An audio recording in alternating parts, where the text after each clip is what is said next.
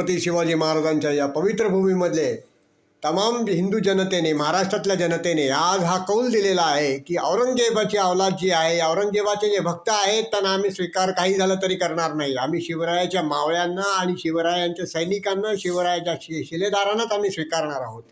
आणि म्हणून त्यांनी अत्यंत प्रचंड प्रमाणामध्ये की जे लोकांना अविश्वसनीय वाटते इतका अभूतपूर्व विजय जो आहे भगव्या महायुतीला दिलेला आहे. आणि अजित पवार त्यांच्याबरोबर असल्यामुळे अर्थातच त्यांना फायदा झालेला आहे. परंतु हा खरा विजय जो आहे तो देवेंद्रजी फडणवीस आणि अर्थातच शिंदे यांनी जी मेहनत घेतली दोघांनी या सभांमध्ये, या सर्वत्र प्रचारासाठी गेले, आपल्या योजना ज्या आहेत त्या खालच्या तळागाळापर्यंत जाऊन पोहोचवल्या आणि आपले विचार लोकांच्या समोर मांडले की त्याचा प्रभाव लोकांच्यावरती पडला आणि लोकांनी या दोन्ही नेत्यांना आपले नेते म्हणून स्वीकारलेला आहे. आणि ही भगवी महायुतीच यापुढे अनेक दिवस, अनेक वर्ष आपल्या केंद्रस्थानी राहावं असा निर्णय दिलेला आहे. त्याबद्दल